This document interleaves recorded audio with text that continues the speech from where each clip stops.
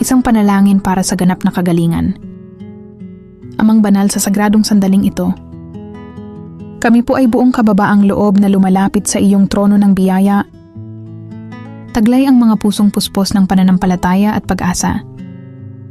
Sinasabi sa iyong salita na sa pamamagitan ng iyong mga sugat, kami ay pinagaling. At ngayon, sa mismong oras na ito, tinatawagan namin ang iyong banal at higit sa karaniwang kapangyarihan upang manahan sa bawat taong nakikinig sa panalangin ito. Panginoon, batid namin na walang anumang sakit na hindi mo kayang pagalingin. Walang karamdamang maaaring manatili sa harap ng iyong banal na paghipo. Habang binibigkas ang dalangin ito, lubos akong naniniwala na ang iyong kapangyarihan ay dumadaloy na parang ilog ng buhay na tubig. Hinihipo ang bawat selula, bawat organo, at bawat sistema ng katawan ng mga taong nakikinig ngayon. Panginoong Jesus, ikaw ay hindi nagbabago noon, ngayon, at magpakailanman. Ang mga himalang ginawa mo 2,000 taon na ang nakalipas ay patuloy mo pa ring ginagawa hanggang ngayon. Ipinapahayag ko na ito ay isang sandali ng banal na pagpapagaling, ng milagrosong panunumbalik, at ng ganap na paglaya mula sa lahat ng uri ng karamdaman. Makapangyarihang Diyos, sa aking isipan ay nakikita ko ang iyong kapangyarihan na bumababa na parang isang balabal ng liwanag sa bawat nakikinig. Ang liwanag na ito ay tumatagos sa balat, umaabot sa mga kalamnan at mga buto, nililinis ang dugo at pinalalakas ang buong katawan. Walang makakatayo laban sa iyong paghipo, aking Diyos. Hindi ang cancer, hindi ang sakit sa puso, hindi ang diabetes, depresyon, pagkabalisa o anumang malalang pananakit. Lahat ay sumusuko sa kapangyarihan ng pangalan ni Jesus. At sa makapangyarihang pangalang ito aking inuutos, lahat ng sakit lumisan ka. Lahat ng kirot pawiin ka. Bawat sintomas na hindi nagbibigay luwalhati sa Diyos, maglaho ka ngayon din. Ang katawan ng bawat nakikinig ay templo ng Espiritu Santo at walang puwang ang karamdaman sa banal na templong ito. Amang banal, sinasabi sa iyong salita na dapat kaming manalangin para sa isa't isa upang kami ay gumaling at ito po ang aking ginagawa ngayon. Namamagitan ako para sa bawat taong konektado sa panalangin ito. Hinihiling ko na ang iyong mga makapangyarihang kamay ay hipuin ang bawat katawang nangangailangan, bawat isipang nababagabag at bawat pusong wasak. Naway ang iyong presensya ay maging totoong totoo upang walang duda na ikaw ay kumikilos ng may himala sa sandaling ito. Naway mamangha ang mga doktor sa resulta ng mga pagsusuri. Naway magalak ang mga pamilya sa pagbabago. At naway makita ng buong mundo na ikaw pa rin ang Diyos ng mga himala. Panginoong Jesus, noong ikaw ay nasa lupa, lumapit sa iyo ang napakaraming tao at walang umalis na hindi nakatanggap ng iyong paghipo. Ang bulag ay nakakita, ang bingi ay nakarinig, ang pilay ay nakalakad, at ang mga kitungin ay luminis. Ngayon tinatawagan ko ang parehong kapangyarihan na nagmumula sa iyo. Naway madama ng bawat nakikinig ang iyong nagpapagaling, nagpapanumbalik, at nagbabagong presensya. Hindi kami nakatingin sa mga sintomas. Hindi kami umaasa sa sinasabi ng mga resulta ng medikal na pagsusuri. Sa halip inilalagak namin ang aming pananampalataya sa iyong salita na nagsasabing, "Ako ang Panginoon na nagpapagaling sa iyo." Espiritu Santo, ikaw na aming mga aliw at katulong, kumilos ka ngayon gamit ang iyong banal na kapangyarihan. Humayo ka na parang isang malakas na hangin at tangayin ang lahat ng sakit, kirot at pagdurusa. Naway tupukin ng iyong banal na apoy ang bawat ugat ng karamdaman at pinagmumula ng paghihirap.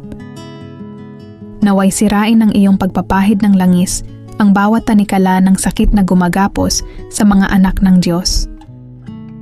Ipinapahayag ko na ang banal na kagalingan ay hindi lamang para sa iilan, kundi para sa lahat ng naniniwala. At kami, Panginoon, ay naniniwala. Naniniwala kami na ikaw ay makapangyarihang kumikilos sa mismong sandaling ito. Ngayon, iniisip ko ang bawat isa na nakikinig. Para sa may pananakit ng likod, ipinapahayag ko sa pangalan ni Jesus, ang iyong gulugod ay naitutuwid, ang mga naipit na ugat ay lumalaya, at ang iyong mga buto ay nasa perpektong kaayusan. Para sa may problema sa paghinga, inuutos ko, ang iyong mga baga ay nililinis, ang mga daanan ng hangin ay bumubukas, at ang iyong paghinga ay bumabalik sa normal.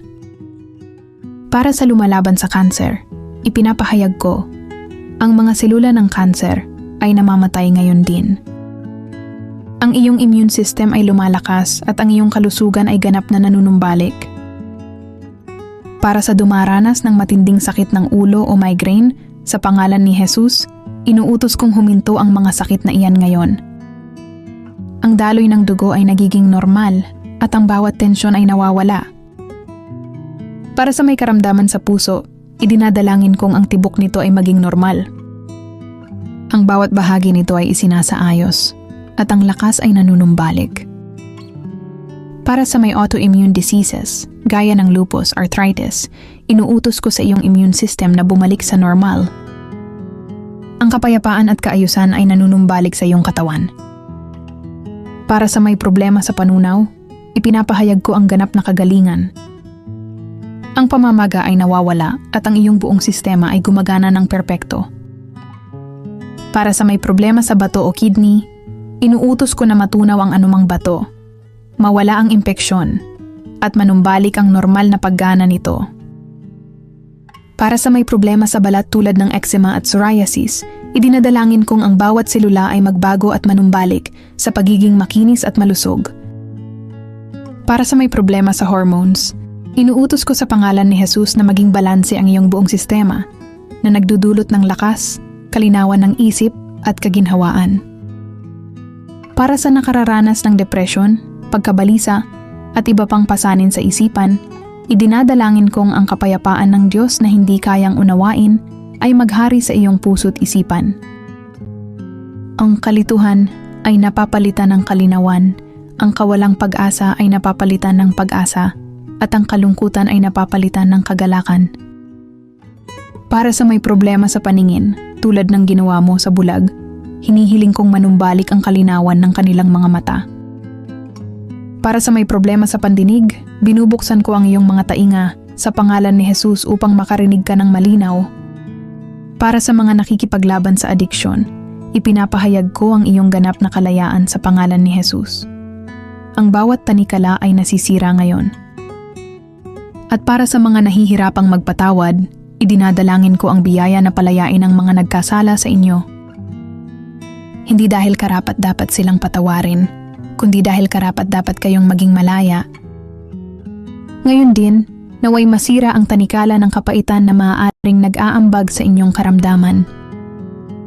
Panginoon, palakasin mo ang pananampalataya ng bawat isa.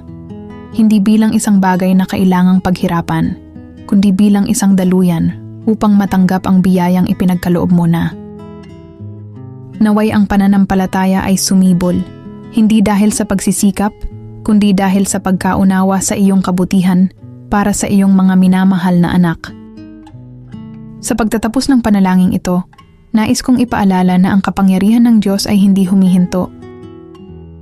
Ang enerhiya ng pagpapagaling na pinakawalan ngayon ay patuloy na gagawa sa iyong katawan sa mga susunod na oras, araw at linggo. Salamat po, Amang Banal, sa iyong pag-ibig na ipinadama sa pamamagitan ng kagalingan.